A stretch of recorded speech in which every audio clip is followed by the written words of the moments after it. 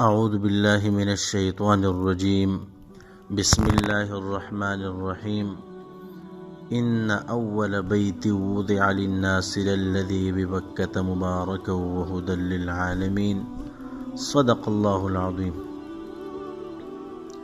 محترم مسلمانانو، یو ملګری په حرم شریف کې الته نن سبا کار کوي، باغی کې مصروفه دی. نو هغه ملګری سره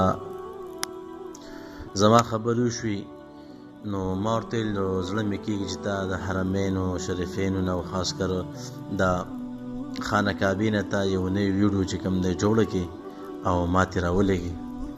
نو ما ته وویل چې ډېر ښه دی، انشاءالله در وبېلېږم. نو هغه دا ویډیو جوړه کړه او ما ترې راولېږله. نو ډېر زیات په دې باندې خوشحاله شوم. اول نمبر خبره خو دا ده چې یو انسان دی هر ځای کې، څوک په یو ځای کې کار کوي، څوک بل ځای کې کار کوي، څوک بل ځای کې. نو ما چې ته په دغه ځای کې کار کوي او دغلته نن سبا یې، دا ډېره زیاته د خوش قسمتۍ خبره ده. هغه ځای چې کوم ځای ته موږ په مونځ کې مخ کوو او هغه خانه کعبه چې کوم دی د هغې هغه زړه کې د هغې هغه نیت راولو، نو د دې نه بل خوشحالي خبره نشته چې ته په هغه ځای کې، په هغه مبارک ځای کې اوسېږې او هلته کار کې، او هغه مبارک ځای چې شپه ورځ پې د الله پاک رحمتونه راورېږي. نو یقینا چې دا خو ډېر زیات د خوشحالۍ خبره ده. او دغه رنګې چې ما په دې ویډیو کې وکتله، د هغې نه ما تپوس هم وکړو. نو تاسو ته به چې کوم دی په دې ویډیو کې ښکاري تقریبا 2-3 کسانو به یا طواف کې یا به نه کوي، نور داسې څوک نشته، بلکل ځای خالي دی. نو دا هم ډېر زیات د افسوس خبره، بې حده د افسوس خبره ده چې هغه ځای، هغه مبارک ځای چې چېرته په بې شماره خلک به چې کوم دي هلته وو، هلته به یې طوافونه کوله. نن سبا دا حالات داسې جوړ شوي دي چې هلته 2-3 کسان یا شته یا نشته، هغه هم هلته غالبا هغه سرکاري کسان څه ما د هغه ښکاري. نو په دغه لحاظ سره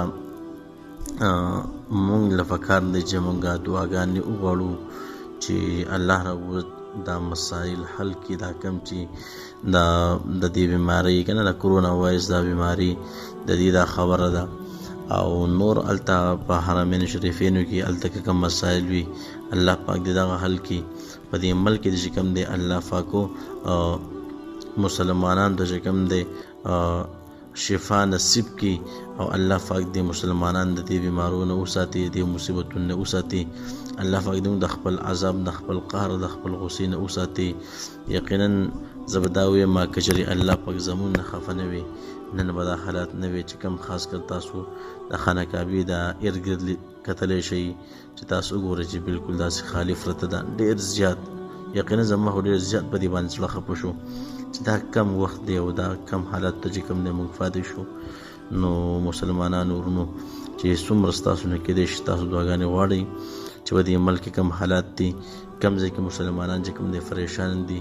نن څومره تاجران غریبانان خفه دي، مزدوران چې کوم دی پریشان دي، او دغه رنګ چې کوم دی غریبانان د تکلیف دی، پریشانی ده. هر سړی چې کوم دی په غم او پریشانی کې پروت دی چې الله پاک دا مسایل حل کړي، دا بیماری ختم کړي، او الله پاک د مسلمانانو ته چې کوم دی خیر کړي. په دې ملک دی الله پاک موږ ته خیر راپېښ کړي، او خاص کر د حرمین شریفین دپاره چې څومره ستاسو نه کېدی شي دعاګانې غواړئ چې الله پاک هلته هم خپل رحم وکړي او دا کوم مسایل دا ختم کړي، او بیا هغه شانې او خیر داسې بهترین طواف شروع شي چې ښه بې شماره او ډېر زیات خلک وي، دا به ډېر زیات خوند کوي. الله رب عزت چې کوم دی موږ ته بار بار د حرمینو شریفینو دیدار نصیب کړي. الله پاک موږ بار بار حرمینو شریفینو ته راوغواړي. تاسو دعاګانې کوئ، موږ دعاګانې کوو. السلام علیکم ورحمة الله وبرکاته.